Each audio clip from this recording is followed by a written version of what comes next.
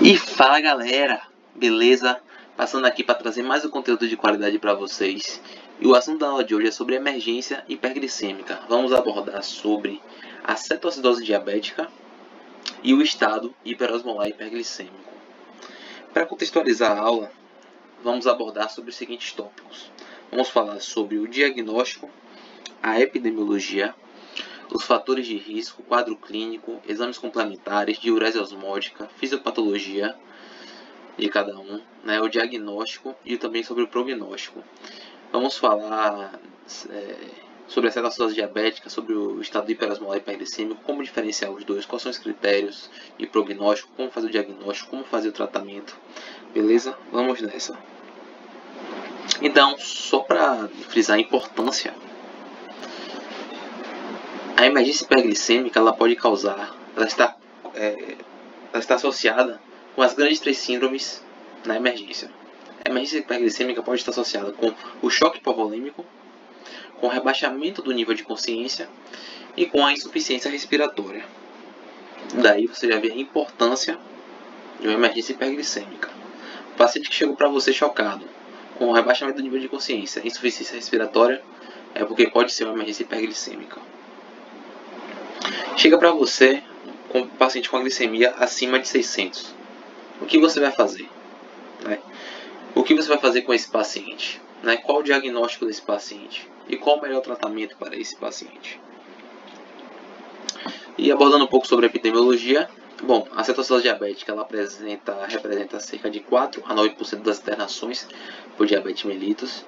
Já o estado hiperosmolar hiperglicêmico é um pouco mais difícil de você chegar no seu plantão, apenas 1% das internações por diabetes mellitus. E a cetoacidose diabética ela apresenta uma mortalidade de 3%. Bom, sobre a cetoacidose diabética específica, a epidemiologia, ela apresenta de 4 a 9% das internações por diabetes mellitus, possui uma mortalidade menor que 3%. A realidade era para ela, em tese, ter uma mortalidade menor que 3%. Só que a depender de alguns contextos de onde nós estejamos falando, essa mortalidade é um pouco maior, infelizmente. E a cetoacidose diabética ela é muito mais comum no diabetes tipo 1 e raro no DM2. Então, quando você vê um paciente em cetoacidose diabética, a gente associa com diabetes tipo 1. Inclusive, muitos pacientes, principalmente crianças, eles descobrem que eles têm diabetes através da cetoacidose diabética. Descobrem uma diabetes tipo 1 na descompensação, que a principal delas é a cetoacidose diabética. E é muito comum em pacientes jovens. Já o estado hiperosmolar hiperglicêmico representa menos de 1% das internações por diabetes mellitus. Possui mortalidade de 3 a 20%. No geral é raro e está mais associado com DM2. E é muito comum, bem típico do paciente idoso. E aqui alguns fatores precipitantes. Dois fatores precipitantes são a infecção, vem em primeiro lugar, e a deficiência insulínica. Então, aquele paciente que desenvolveu a infecção, seja qual for, de foco pulmonar, urinário, ele já tem diabetes, ele tem cerca de 30 a 50% de chance de descompensar esse quadro e gerar uma emergência hiperglicêmica. E a segunda causa, o segundo principal fator precipitante para uma emergência hiperglicêmica é a deficiência insulínica. Então, o paciente que interrompeu o uso de insulina, ou então ele não está tomando de forma adequada, ele tem cerca de 20 a 30% de desenvolver uma emergência hiperglicêmica. E também tem outras causas, como as causas inflamatórias, endocrinopatias, intoxicações, causas iatrogênicas, cirurgia que lesa o pâncreas, por aí vai, alguns exemplos. Doenças cardiovasculares e cerebrovasculares, assim, mais no geral, que também pode, mas assim, pensou em emergência hiperglicêmica, os dois principais fatores precipitantes são, primeiro, infecção, e em segundo lugar, a deficiência insulínica. E qual é o quadro clínico que esse paciente vai aparecer para você? Esse paciente vai aparecer para você com poliúria, polidipsia, polifagia, os 3 ou 4 P da diabetes. Então, ele é um paciente que urina muito, sente muita sede, sente muita fome. Cerca de 30% dos pacientes vão apresentar dor abdominal, que está mais relacionada com a cetoacidose diabética, sintomas gastrointestinais, náuseas, vômitos, mal-estar. A hiperventilação, a respiração de Kussmaul, para lavar esse excesso de cetoácidos que apresenta na cetoacidose diabética, né, esse excesso de corpos cetônicos. E também é um paciente que pode se apresentar, né, falando em emergência hiperglicêmica, a gente pensa logo em uma desidratação importante. Então, é um paciente que pode se apresentar com sinais de choque, né, hipotensão e taquicardia ali, que são os principais, certo? Então, de exames complementares, o que é que nós vamos pedir para esse paciente? Vamos pedir primeiro, chegou um paciente para você ali, né, com suspeita de emergência hiperglicêmica, você já viu, já é um paciente diabético, a primeira coisa é a glicemia capilar. Você vê logo a glicemia dele. Segundo, você vai pedir a gasometria arterial. Por que a gasometria? Para você justamente ver, né, é um paciente que tem uma acidose metabólica, como é que está essa acidose metabólica dele? Tem ânion gap aumentado? A cetoacidose diabética ela vai causar uma acidose metabólica de que tipo? Do tipo ânion gap aumentado pelo excesso de cetoácidos. Então daí você já consegue diferenciar. A gasometria arterial, você consegue ver, pô, esse paciente está com acidose metabólica. Se não tiver, é porque não é cetoacidose diabética. Daí você consegue já diagnosticar o seu paciente com a glicemia e com a acidose metabólica, com a gasometria arterial. E a partir daí você vê, né, pô, esse paciente aqui está bastante grave, ou tenho que agir logo nele. Não, esse paciente aqui está mais tranquilo, vou ficar um pouco mais tranquilo em relação a ele. E aí vem o detalhe, né, em que o pH, o bicarbonato, eles não mudam, né, e os eletrólitos eles não mudam do sangue arterial para o sangue venoso. Então, se tratando de emergência hiperglicêmica, você pode coletar a primeira gasometria, né, arterial e depois acompanhar com a venosa sem nenhum problema. A gente também pede a radiografia de tórax, né? Como sabemos, a principal causa, o principal fator predisponente para a descompensação de uma diabetes para gerar uma emergência hiperglicêmica são as infecções. Então a gente pede uma radiografia de tórax para ver se esse paciente tem uma infecção de foco pulmonar, né? E a partir daí, com achado de consolidação, por exemplo, a gente já pode iniciar também a antibiótico terapia para esse paciente. Também pedimos o eletrocardiograma. Por que pedimos o eletro? Emergências hiperglicêmicas são situações, né, são emergências em que o paciente cursa facilmente com distúrbios hidroeletrolíticos. E como sabemos, né, distúrbios do potássio podem gerar arritmias e até mesmo parada cardiorrespiratória. Então é importante não só o eletrocardiograma para esse paciente, como também a monitorização hemodinâmica através da cardioscopia, certo? É importante monitorizar esse paciente. Também pedimos, né, o sódio, potássio e fósforo, porque são eletrólitos, né? A gente pensa logo no potássio, mas o sódio e o fósforo são eletrólitos que costumam causar distúrbios, né, nesse tipo de paciente, que nós devemos ficar atentos. Também pedimos hemograma, né, a função renal, o sumário de urina, para investigar também a cetonemia, né, a questão da cetonúria. E assim pra gente fechar o diagnóstico, né? Pô, todos esses exames aí é pra quê? Pra gente ver como é que tá.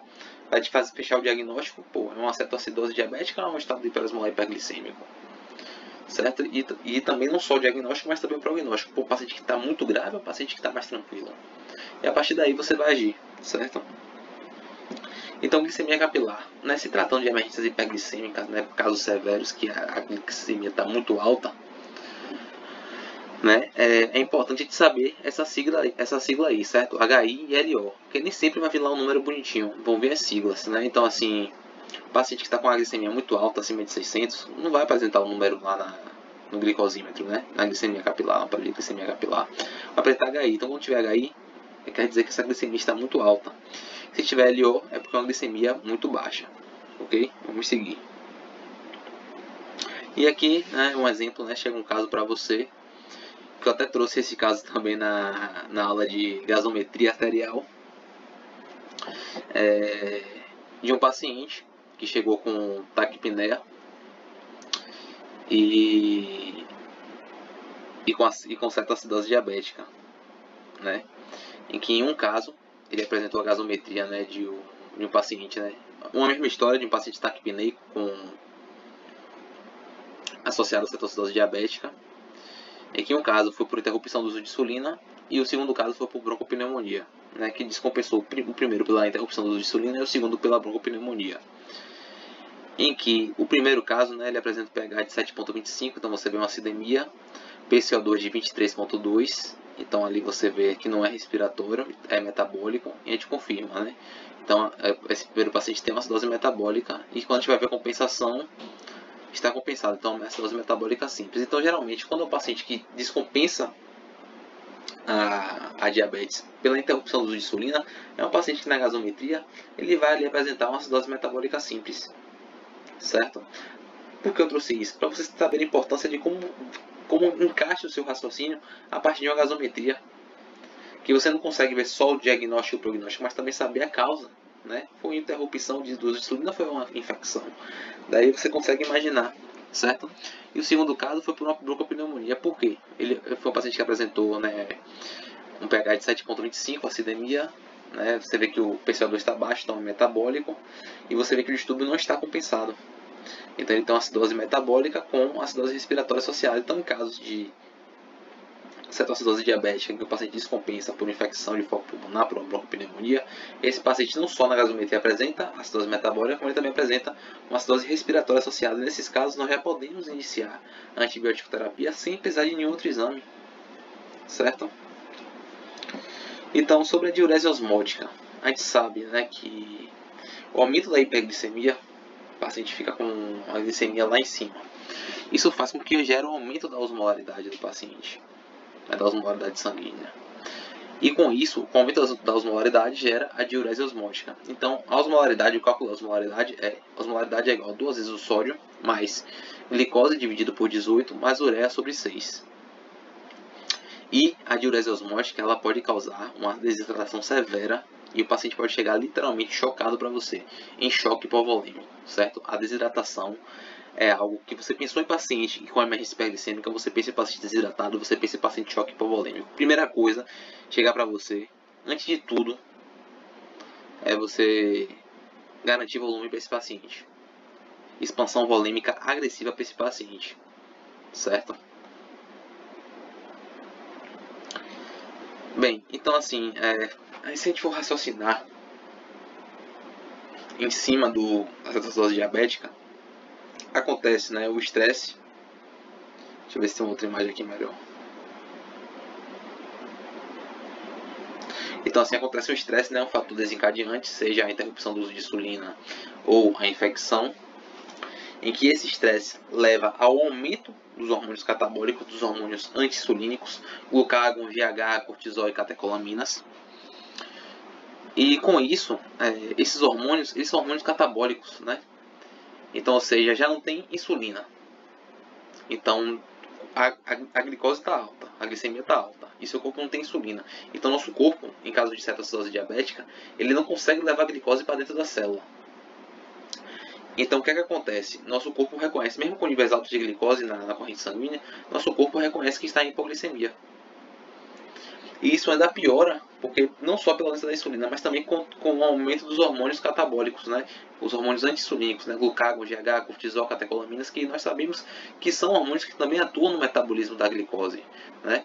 E com isso, né, esses hormônios vão estimular a glicogenólise hepática, vão quebrar os estoques de glicogênio hepático e vão jogar na corrente sanguínea, aumentando ainda mais a glicemia do paciente.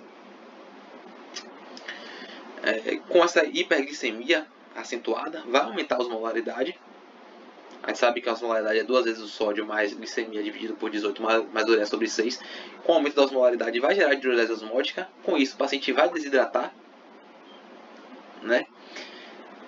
Vai perder líquido. Com a perda de diurese osmótica, com a diurese osmótica, com a perda de líquido, esse paciente pode ter distúrbios eletrolíticos com a eliminação de eletrólitos através da urina. Após você acabar com seus estoques de glicogênio e jogar a glicose na corrente sanguínea, o corpo continua sem entrar a glicose dentro da célula, então ele vai atuar respondendo através da lipólise e da cetogênese. E com a cetogênese, com a produção de corpos cetônicos, né, acetoacetato, beta-hidroxibutirato e acetonas, com o aumento dos corpos cetônicos, vai fazer o quê? Vai fazer com que o paciente entre em uma acidose metabólica com ânion gap aumentado por conta do aumento do excesso de cetoácidos. E com o aumento do corpos cetônicos, esses corpos cetônicos eles causam irritação peritoneal, que vai causar dor abdominal, que vai causar sintomas gastrointestinais como náuseas e vômitos. Então, o paciente que cursa, né, com essa acidose metabólica e também com a irritação peritoneal, que gera os sintomas gastrointestinais que os corpos cetônicos provocam. Então, o paciente que vai entrar em acidose, a acidose vai gerar também o processo de vasodilatação sistêmica. Como sabemos, né, acidoses severas são causas de choque refratário. E é o paciente, né, que vai entrar naquela cascata de desidratação, né? A osmolaridade está alta, entra em um quadro de diurese osmótica, eliminando eletrólitos. Então, é um paciente que pode desenvolver a qualquer momento distúrbio hidroeletrolítico. Vomita bastante também, é bastante comum o vômito, a náusea, a dor abdominal nesses pacientes por conta do aumento dos corpos cetônicos. E aí é um paciente que desidrata severamente, entrando em quadro de choque. Então, raciocinando, né, recapitulando o raciocínio da cetoacidose diabética. Então, primeiro, você tem a ausência de insulina e associada a um fator desencadeante, né, que pode ser a própria ausência de insulina ou uma infecção. Então aí você gera um estresse no metabolismo, com isso gera o aumento dos hormônios catabólicos, que vai estimular, como a glicose, como você não tem insulina, a glicose não entra na célula, isso estimula a glicogenólise hepática, né? Todos esses hormônios aí catabólicos podem estimular a glicogenólise hepática, a gente pensa logo no glucagon, mas os outros também têm receptores no fígado que estimulam a glicogenólise hepática.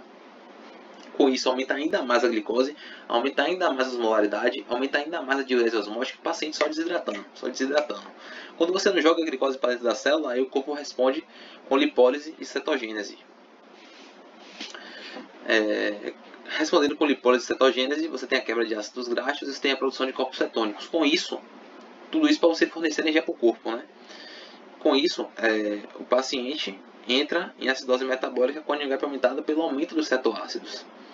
Isso gera a piora da hiperglicemia e a acidose metabólica. E aí os sintomas vão ser a diurese osmótica, a dor abdominal e vômitos. E é um paciente que pode cursar com desidratação e distúrbios hidroeletrolíticos. Pode chegar chocado para você.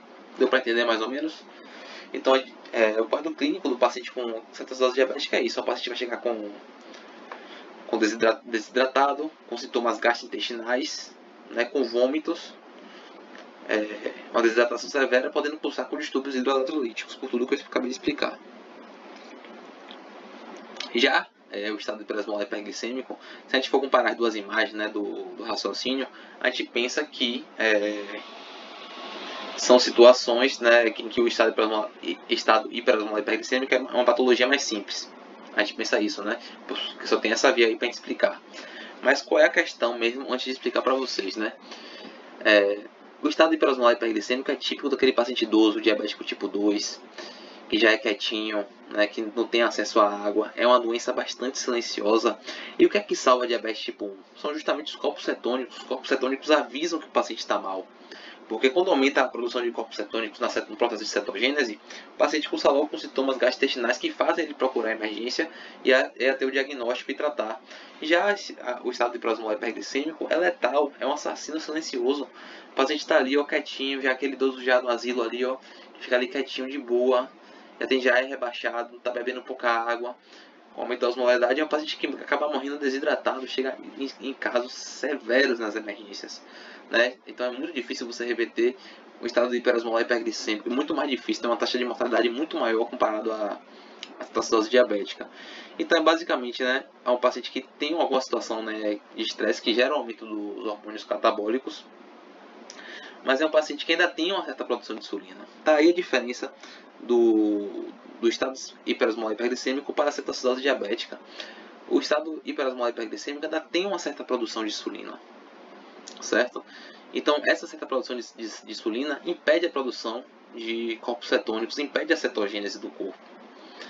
Então, isso faz com que o paciente não entre em acidose metabólica. Por isso que a gasometria arterial é importante para a gente diferenciar. Pô, esse paciente que está com emergência hiperglicêmica na minha frente, esse paciente, ele tem uma cetoacidose diabética ou um estado hiperosmolar hiperglicêmico? A gasometria é incrível para isso. Então, com a redução da ação da insulina, ainda tem insulina funcionando, mas assim, mesmo assim, e com o aumento dos hormônios catabólicos, vai estimular a glicogenólise hepática. Isso vai aumentar também a glicemia desse paciente e vai aumentar ainda mais a osmolaridade. E qual é a questão desse paciente? Qual é a cascata desse paciente? Que é um paciente que não bebe água, é um paciente que tem dificuldade de se hidratar. E quando ele não hidrata, aumenta ainda mais, aumenta a osmolaridade, aumenta a diurese osmótica e aumenta a desidratação. Não bebe água, aumenta a glicose, aumenta a osmolaridade, desidratação. Então, o paciente que desidrata de forma severa. Estima-se que a cetose diabética, o paciente chega a perder 6 litros, né, de água. No estado hiperosmolar hiperglicêmico, estima-se que esse paciente perde 9 litros de água. Daí você já começa a ter uma noção, né, de quanto, né, realmente é grave. E é um paciente que chega chocado para você, né? É um assassino silencioso que você tem que jogar duro, vai ter que ser uma expansão volêmica violenta. Tem casos, né, que eu já ouvi relatos que já fizeram já expansão volêmica de 12 litros no paciente. Só para vocês terem noção que vocês não podem ter pena. Se a gente não tiver noção disso, a gente perde o paciente. Certo? É um paciente que tem grande chance de cursar também com distúrbios hidroeletrolíticos e com a desidratação.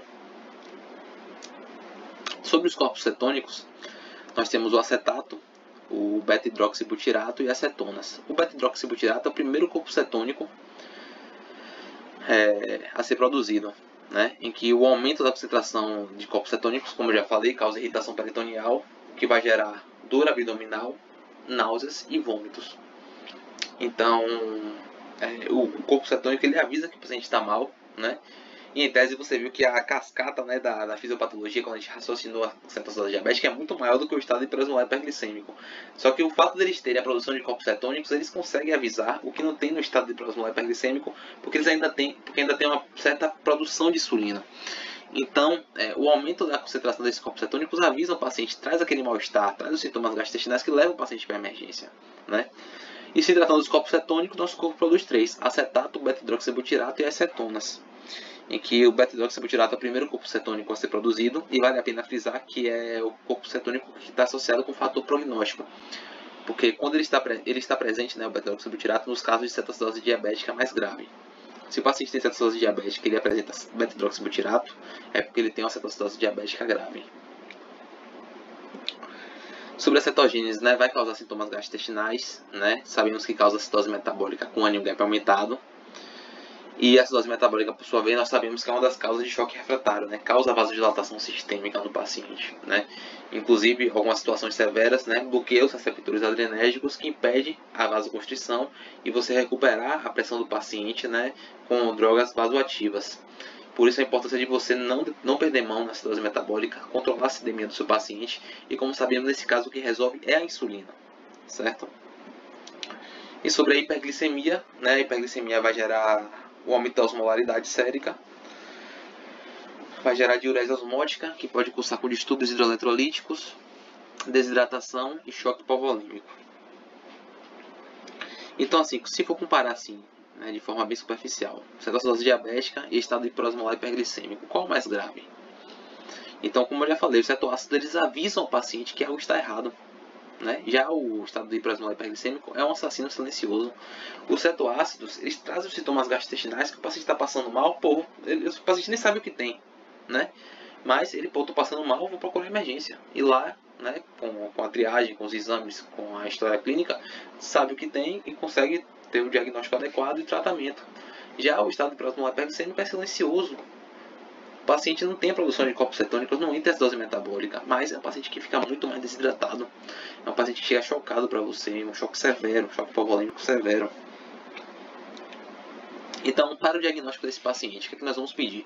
Chega um paciente lá para você com emergência hiperglicêmica, que você, né, talvez não saiba, mas sabendo o que é que nós vamos pedir, o que é que nós vamos avaliar para fazer o diagnóstico desse paciente. Primeiro, glicemia, certo?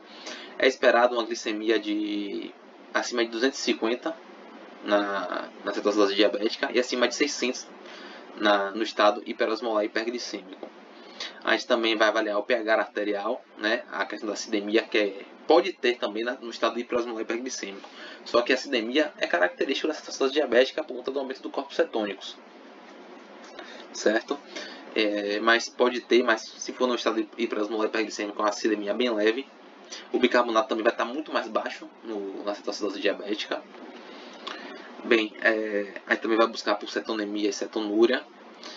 Vamos também, né, avaliar se tem o beta-hidroxibutirato, porque é um fator prognóstico, de mau prognóstico na cetose diabética. Vamos também avaliar o anion gap, a osmolaridade efetiva, que vai ser bem maior no estado de hiperosmolar hiperglicêmico, e também a variação do estado mental. Então, enquanto a cetose diabética ela cursa com sintomas gastrointestinais, o estado hiperosmolar hiperglicêmico cursa com alterações do nível de consciência.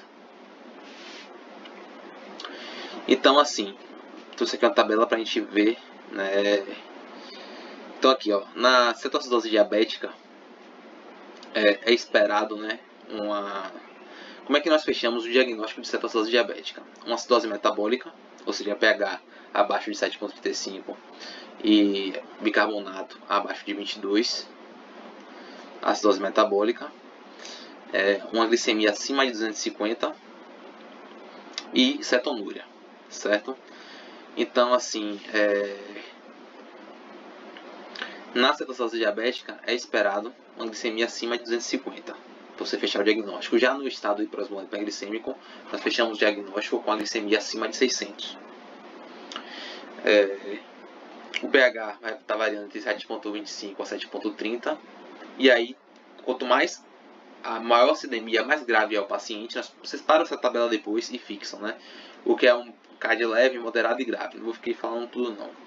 Então, assim, o paciente com estado hiperosmolar hiperglicêmico, ele não vai, geralmente ele não apresenta acidemia, mas pode apresentar, e se apresentar uma acidemia bem leve, daí você vê, pô, se o paciente está com emergência hiperglicêmica, está com a glicemia ali de 300 e está com acidemia severa, eu sei que é a cetoacidose diabética, só vou confirmar através da cetonúria, né? A tríade do diagnóstico.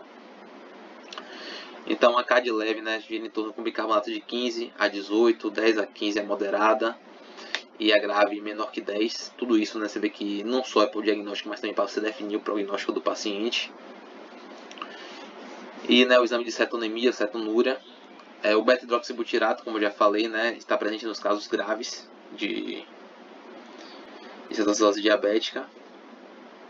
Não vai estar presente no estado de hiperosmolar hiperglicêmico, porque não ocorre a produção, né? Pode ter, mas geralmente não ocorre a produção de corpos cetônicos da cetogênese. E o onion gap estará aumentado na cetoacidose diabética, certo? Estará aumentado. O valor do onion gap é de 8 a 12. O onion gap é sódio menos cloro mais bicarbonato.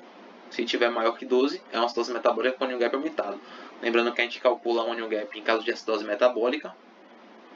O paciente tem acidose metabólica, você calcula o onion gap, porque nós calculamos o onion gap para ver se descobrir a etiologia dessa acidose metabólica e se tem distúrbios ocultos, certo? Esses são os dois objetivos.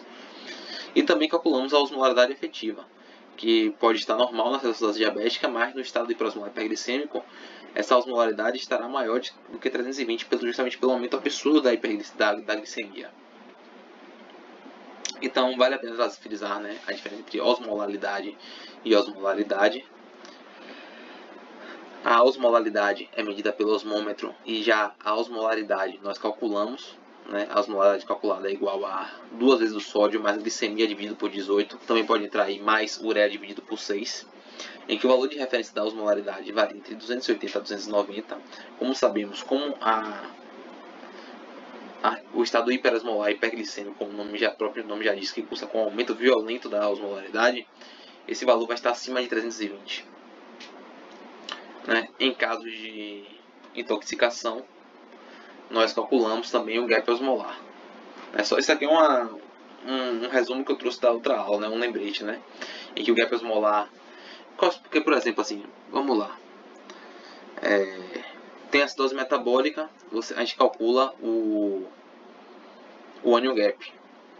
Pronto, onion gap maior que 12, a gente sabe que é uma acidose metabólica com onion gap aumentado. Pronto, quais são as causas de acidose metabólica com onion gap aumentado?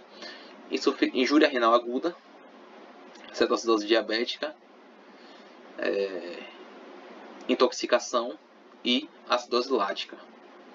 Se você exclui, aí pronto, você sabe que o paciente tem acidose metabólica com onion gap aumentado. Aí você para pensar, você vai investigar agora o paciente não tem injúria renal aguda, o paciente não tem acidose lática, o paciente não tem cetoacidose diabética. Aí, depois que você exclui tudo, você vai pensar que é intoxicação. Pensou em intoxicação, você tem que calcular o gap osmolar. O gap osmolar é a osmolaridade medida, que é fornecida pelo laboratório esse valor, menos a osmolaridade calculada. E se for maior do que 10, tem um forte indício de intoxicação. Só recapitulando mesmo, certo? Sobre o diagnóstico de cetoacidose diabética. Como é que a gente faz esse diagnóstico? Né? Uma glicemia maior do que 250, associado a um quadro de acidose metabólica, cetonúria, e é um paciente que vai cursar com sintomas gastrointestinais. certo? Então, qual é a tríade do diagnóstico da cetoacidose diabética? Glicemia na faixa ali maior do que 250, acidose metabólica e cetonúria, certo? E é um paciente que vai cursar com sintomas gastrointestinais, como nós já abordamos já. Já como é realizado o diagnóstico do estado hiperosmolar hiperglicêmico? Uma glicemia acima de 600, sem acidemia, ou se apresentar acidose metabólica, né, ou acidemia, uma acidemia bem leve. É um paciente que vai cursar com sintomas de rebaixamento, de alterações do estado mental, né, rebaixamento do nível de consciência, com a osmolaridade efetiva maior que 320, e um paciente que vai chegar muito mais desidratado para você. Então, paciente geralmente idoso, diabético tipo 2, que vai chegar para você com rebaixamento do nível de consciência, né? Ou sonolento, ou torporoso, sonolento. Que aí você vai pedir o HGT desse paciente, vai estar com a glicemia ali, né? HI, bem lá em cima, né? Não vai nem calcular o valor, maior que 600. É um paciente que você for solicitar a gasometria desse paciente, é um paciente que vai estar sem acidemia, ou com acidemia bem leve, se ele apresentar. Vai estar com rebaixamento do nível de consciência, como eu já falei. E quando você for calcular a osmolaridade desse paciente, vai estar com a osmolaridade lá em cima, né? Acima de 320. E o paciente vai chegar para ser chocado, né? Que quando você for avaliar sinais de choque, vai estar taquicárdico, hipotenso, tempo de enchimento capilar prolongado, né? Pele fria, pulso filiforme, pulso radial filiforme, né? E assim, né, para realizarmos o diagnóstico do estado hiperosmolar hiperglicêmico, primeiro a gente descarta a cetoacidose diabética, né, e que é algo natural. Você vai solicitar ali aqueles exames que nós já falamos, e ao solicitar ali, né, pronto, glicemia, beleza. Gasometria arterial, tem acidose metabólica ou não tem? Só aí você já matou a charada, né? E aí você vê o melhor tratamento para esse paciente.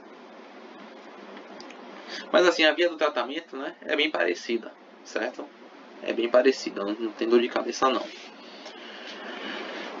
Então, a glicemia normal, né, trouxe aqui uma interrogação para você, né? A glicemia normal exclui a cetoacidose diabética? Não, né? Porque existem casos de cetoacidose diabética euglicêmica. Isso ocorre na gravidez, em que você tem ali um feto, né, que consome glicose. Então, uma paciente grávida pode apresentar uma cetoacidose diabética normoglicêmica, euglicêmica, e também com o uso dos inibidores do SGLT2, né, das glifosinas, que são diuréticos e causam glicosúria. Então, às vezes o paciente... Então, por isso que não tem indicação, né, de paciente que usa insulina, ele não pode usar as glifosinas, né, os inibidores do SGLT2, porque pode maquiar, né? Não é indicado insulina junto com essas medicações, porque você tem a glicosúria, né, que pode maquiar, né? Porque o que causa a cetoacidose diabética é a deficiência de insulina. Na cetoacidose diabética não tem insulina. É um distúrbio causado pela ausência 000 de insulina. Não tem insulina. Então, quando você tem um diurético, né, que joga a glicosúria, né, gera a glicosúria, elimina a glicose na urina, você maquia, né? É o paciente que entra em acidose metabólica, mas você só joga a glicose para fora. E aí você não fecha o diagnóstico. Então, nessas situações, você pode sim ter uma cetoacidose diabética euglicêmica. Então, prognóstico, né? A gente avalia o pH, o HCO3 e o beta-hidroxibutirato. Então, quais são os valores assim, de péssimo prognóstico? O pH menor que 7, pH de 6,9, né? A gente sabe que o tratamento da acidose metabólica desses pacientes é a reposição de insulina, certo? Mas, em casos que o paciente apresente um pH de 6,9, nós estamos autorizados a repor bicarbonato nesses casos. Outro fator prognóstico péssimo também é um bicarbonato abaixo de 10, chama bastante atenção, e a presença de beta-hidroxibutirato, né? Porque o beta-hidroxibutirato é o ácido que está presente nos casos graves de cetoacidose diabética. Em uma observação, todo paciente em estado hiperosmolar hiperglicêmico é um paciente gravíssimo, certo? É gravíssimo. E o prognóstico também, né, é um paciente que pode cursar, né, com rebaixamento do nível de consciência, como já falamos lá na frente, né, a emergência hiperglicêmica geralmente está associada com as 3 grandes síndromes da emergência, que é o rebaixamento do nível de consciência, insuficiência respiratória e choque hipovolêmico. Então chega um paciente para você com rebaixamento do nível de consciência, pense em emergência hiperglicêmica. Chega um paciente para você com insuficiência respiratória, pense em emergência hiperglicêmica. Chega para você paciente desidratado em choque hipovolêmico, pense em emergência hiperglicêmica. E o tratamento basicamente consiste, né, no tratamento VIP, né? Volume, expansão volêmica agressiva, reposição de insulina, mas claro que sempre antes da gente iniciar a insulina, a gente vai conhecer o potássio do nosso paciente.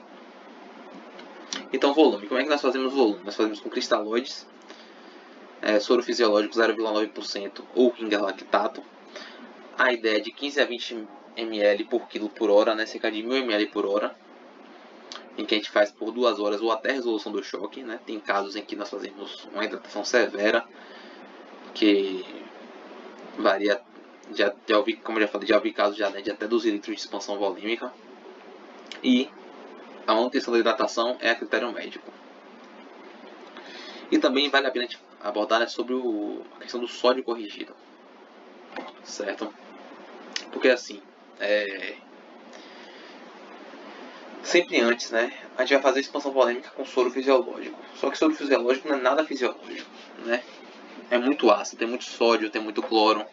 Então você tem que ficar atento, né? A gente se preocupa muito com potássio, né? A questão da insulina, potássio, a gente pode gerar hipocalemia. E aí a gente pode matar os pacientes, né?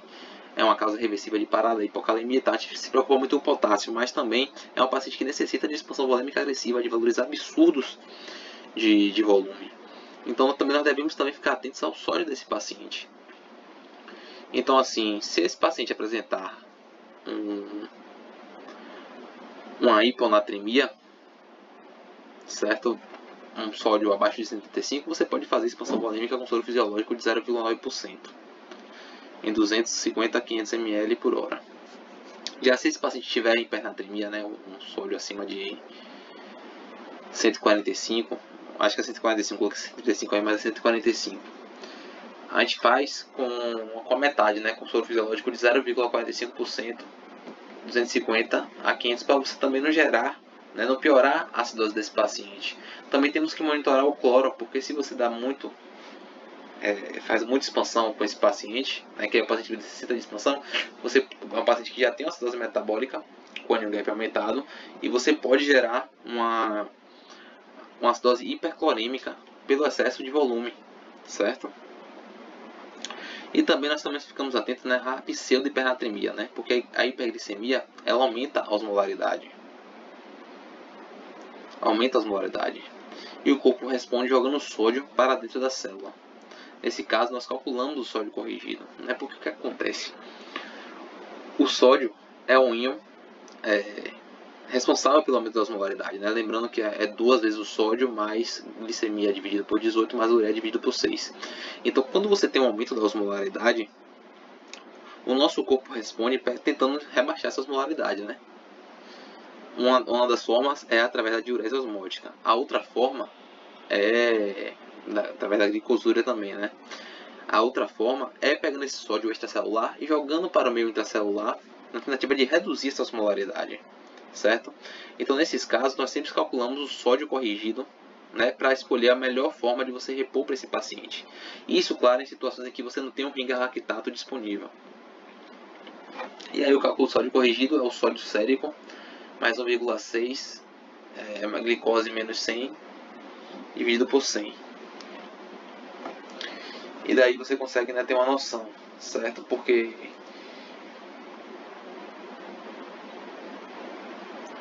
ali você tem situações, né, de hiperglicemia, você pode ter a pseudo-hiponatremia. A hiperglicemia aumenta a osmolaridade, o corpo vai responder tentando baixar essa osmolaridade através da diurese osmótica, também jogando esse sódio extracelular para o meio intracelular, certo? E aí nós sempre calculamos, né, o sódio corrigido para confirmar, né, se de fato tem essa pseudo-hiponatremia, né? Porque você vai escolher a melhor forma de você fazer expansão volêmica, se é com soro fisiológico 0,45 ou com 0,9%, e sempre ficando de olho, né, tanto no sódio como no cloro do paciente, para você não gerar piorar a acidose do paciente, e para não gerar uma dose metabólica hipercolêmica associada. E aí chega na insulina, né? É a insulina que resolve, não tem pra onde correr. É a insulina que resolve toda a cascata. Através da insulina você diminui a glicose, você bloqueia a cetogênese, certo? Agora, claro, nós não podemos fazer insulina por conta do potássio, sem conhecer o potássio, porque tanto a insulina como o bicarbonato, como o beta-2 agonista, faz shift intracelular com o potássio. Pega o potássio extracelular e joga para dentro da célula. Então a insulina vai gerar um quadro de diurese, vai bloquear essa diurese osmótica, né? Vai resolver essa diurese osmótica, a desidratação. Vai também melhorar os vômitos, né? Que também gera desidratação, e vai também melhorar a acidose. A insulina resolve todo o problema, certo? É a insulina que bloqueia a produção de corpos cetônicos, né? E nunca devemos iniciar a insulina antes de conhecer o potássio.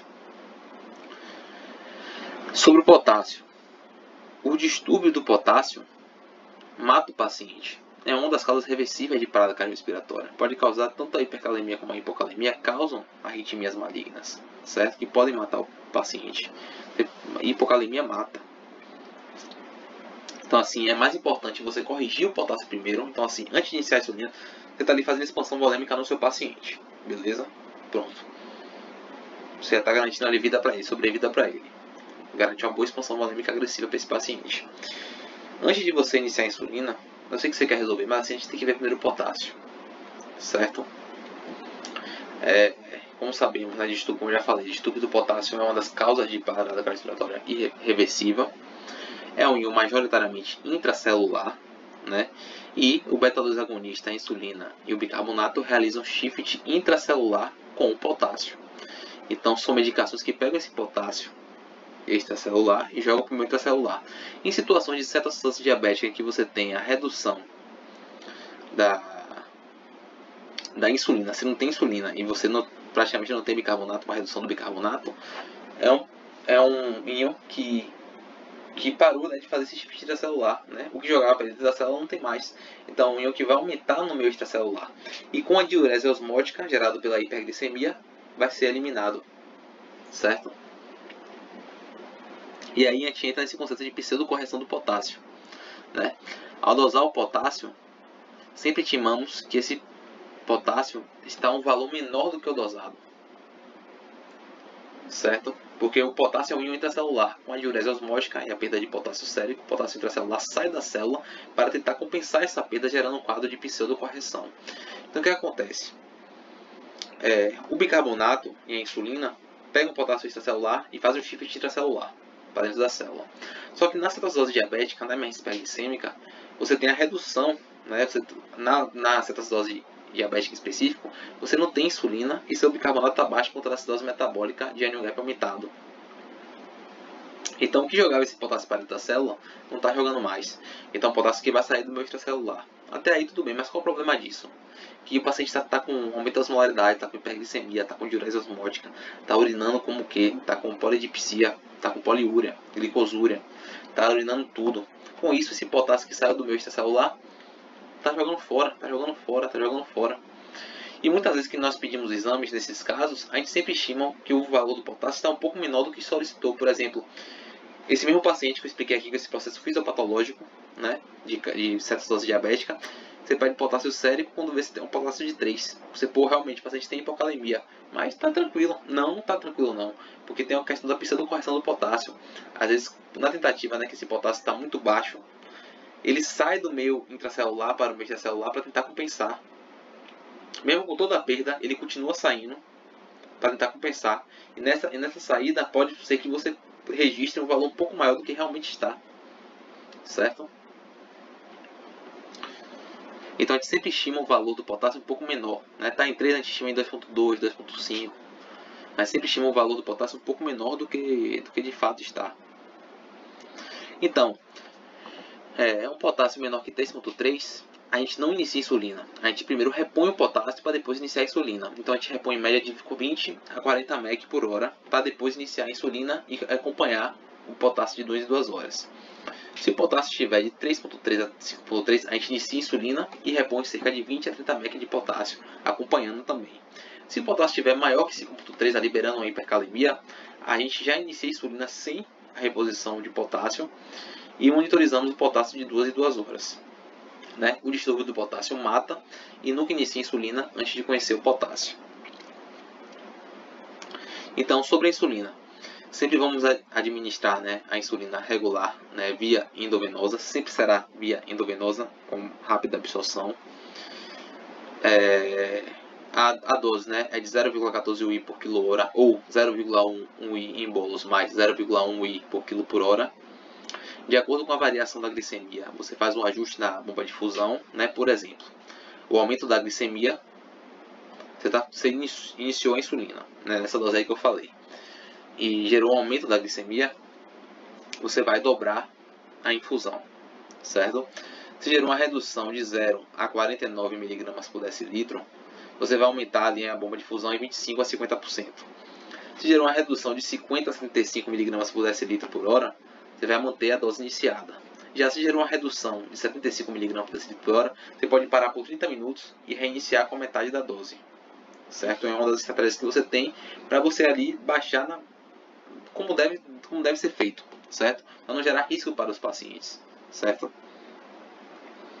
E no tratamento, né, na cetose diabética, a gente estima de deixar a glicemia em 200 e no estado hiperosmolar hiperglicêmico em 300. Essa é a nossa meta no tratamento, em que a insulina regular, né, a gente pode fazer de 0,02 a 0,05 UI por quilo por hora, mais soro glicosado, né, 5% na infusão. Beleza? Porque também chega um momento, né, que a glicose está baixando tanto e você quer manter a insulina, porque o que resolve o problema fisiopatológico é a insulina, só que a glicemia está baixando tanto que você também não quer gerar hipoglicemia nesse paciente. Então você pode jogar uma solução junto com o soro glicosado para você manter a insulina, que é que vai manter o paciente longe daquela cascata da patologia, das emergências hiperglicêmicas, né, da acidose diabética, da acidose metabólica, né, e dos problemas gastrointestinais. E aí você dá com a solução de glicose para você manter a glicose também em níveis ideais, para não gerar hipoglicemia nesse paciente.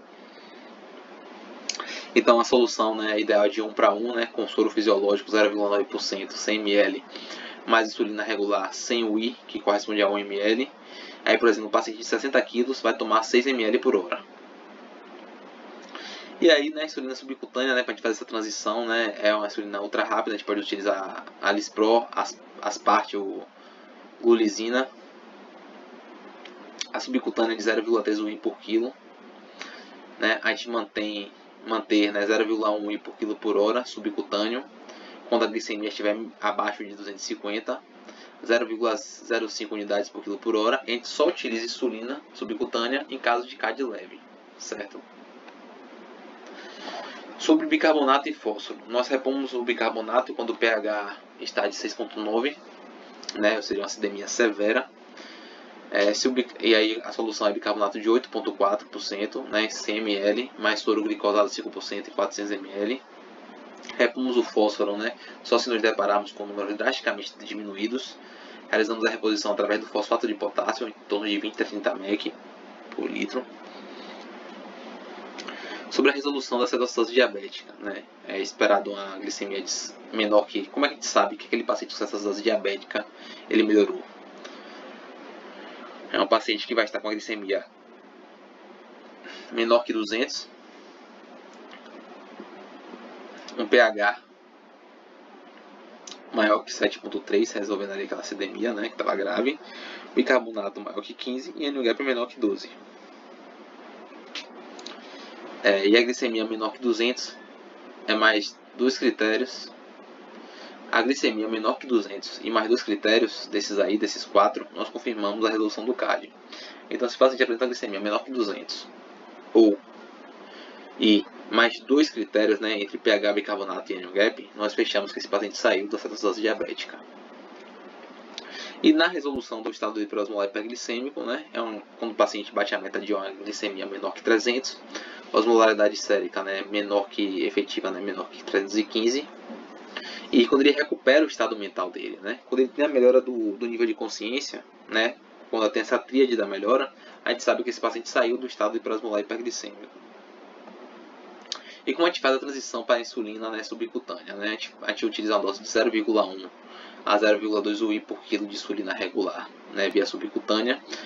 E a gente faz essa dose e mantém na bomba de infusão, né, por conta do meio tempo de vida da droga, e mantém a bomba de infusão por 30 a 60 minutos, né? E se possível a gente também já libera a dieta, certo?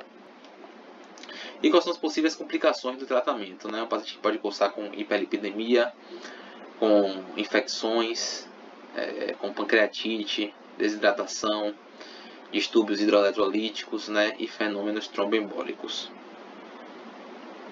E as complicações do tratamento, né? O que é que o tratamento inadequado pode causar, né? Hipoglicemia, acidose hiperclorêmica, como já falamos, edema pulmonar e edema cerebral. E pontos importantes para te finalizar a aula, né? Lembre-se dos critérios diagnósticos para cetose diabética e estado hiperosmolar hiperglicêmico. Monitore esse paciente, esteja de perto desse paciente, certo? Então, quais são os critérios diagnósticos da cetose diabética? Primeiro, acidose metabólica, cetonúria e glicemia acima de 250. Estado hiperosmolar hiperglicêmico, né? Alteração do nível de consciência, glicemia acima de 600 e aumento da osmolaridade efetiva. Então, cetose diabética está associada ao tipo 1, né, e tem sintomas gastrointestinais. O estado hiperosmolar hiperglicêmico está associado ao tipo 2 e cursa com alterações do nível de consciência.